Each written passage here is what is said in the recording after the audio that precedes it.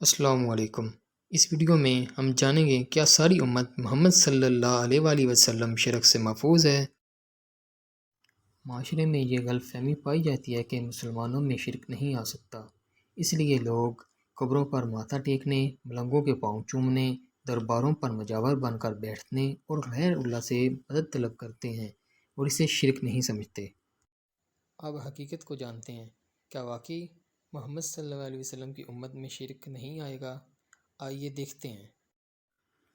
اللہ پر ایمان کے دعوے کے ساتھ شرک کرنے والوں کی پہلی مثال کفار قریش ہیں، جو آسمان و زمین کو پیدا کرنے والے، خود ان مشرکین کو پیدا کرنے والے اور ہر چیز کی مکمل ملکیت رکھنے والے اللہ تعالیٰ کو جانتے اور مانتے تھے، جیسا کہ اللہ رب العزت نے فرمایا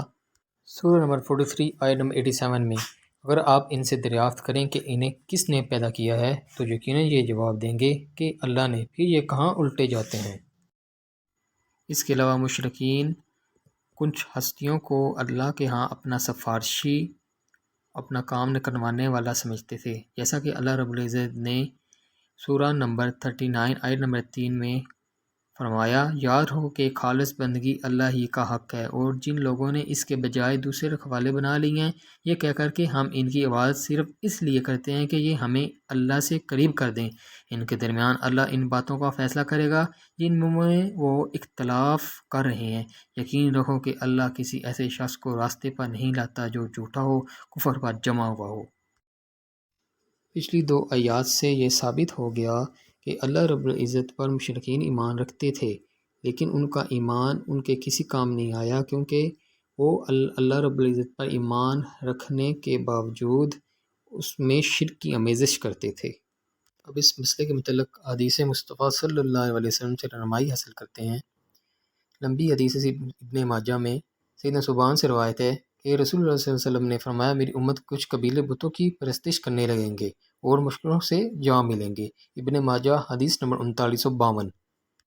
اسی طرح صحیح البخاری میں حدیث ہے، سیدنا ابو ذر غفاری سے روایت ہے کہ نبی کریم صلی اللہ علیہ وسلم نے فرمایا کہ میرے پاس میرے رب کا ایک آنے والا فرشتہ آیا، اس نے مجھے خوشخبری دی کہ میری امت سے جو کوئی اس حال میں مرے کہ اللہ تعالیٰ کے ساتھ اس نے کسی کو شریک نہ ٹھہرایا ہو تو وہ جنت میں جائے گا۔ یہ واضح طور پر حدیث میں ہمیں اشارے ملتے ہیں کہ امت محمد صلی اللہ علیہ وسلم میں شرک کا وجوب ہوگا۔ اس طرح سے مسلم میں حدیث ہے، سیدنا ابو ہریرہ رضی اللہ عنہ سے مروی ہے کہ رسول اللہ صلی اللہ علیہ وسلم نے فرمایا، ہر نبی کی ایک دعا قبول کی جاتی ہے،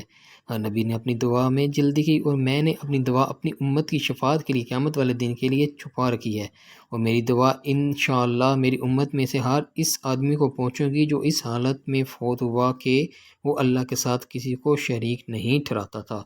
اس حدیث پہ بھی ہم غور کریں تو ہمیں واضح طور پر پتہ چلتا ہے کہ امت محمد صلی اللہ علیہ وسلم نے شرک کا وجوب ہوگا۔ اسی طرح ترمذی میں حدیث ہے، سیدنا انس سے مروی ہے کہ رسول اللہ صلی اللہ علیہ وسلم کو فرماتے ہوئے سنا کہ اللہ تعالیٰ نے فرمایا، اے ابن آدم، اگر تو روئے زمین کے برابر بھی گناہ لے کر آئے پھر بھی مجھ سے اس حالت میں ملاقات کرے کہ تو میرے ساتھ کچھ بھی شریک نہ ٹھہراتا ہو تو میں روئے زمین کے برابر ہی تجھے مغفرت عطا کر دوں گا۔ یہ واضح ہے کہ اس لیے ہمیں چاہیے کہ ہمیں شرک سے بچنا چاہیے، اور یہ غلط فہمی میں مبتلا ہمیں بالکل نہیں رہنا چاہیے کہ اس امت میں شرک کا وجوب نہیں ہے۔ اس مسئلہ کے متعلق 2 اور احادیث سنا کر میں اپنے بات کو مکمل کروں گا۔ ابن ماجہ میں حدیث ہے، رسول اللہ صلی اللہ علیہ وسلم نے فرمایا، جو شخص اسلام لائے پھر شرک کرے، اسلام کے بعد اللہ تعالیٰ اس کا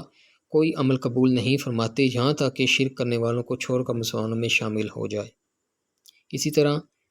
اور سیدنا عبداللہ بن مسعود سے مروی ہے، جب سورہ الانعام کی یہ آیت اتری، جو لوگ ایمان لائے اور انہوں نے اپنے ایمان میں گناہوں یعنی ظلم کی آمیزش نہیں کی، تو آپ صلی اللہ علیہ وآلہ وسلم کے اصحاب نے کہا، یا رسول اللہ صلی اللہ علیہ وآلہ وسلم، یہ تو بہت ہی مشکل ہے،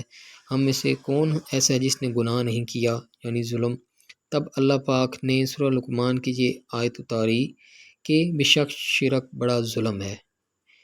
یہ بخاری میں حدیث ہے۔ ان واضح قرآن و صحیح حدیث کی روشنی میں یہ بات پتہ چلتی ہے کہ مسلمان بھی شرک کریں گے۔ اللہ سے دعا ہے کہ اللہ تعالیٰ ہمیں ہر طرح کے شرک سے محفوظ رکھے، آمین۔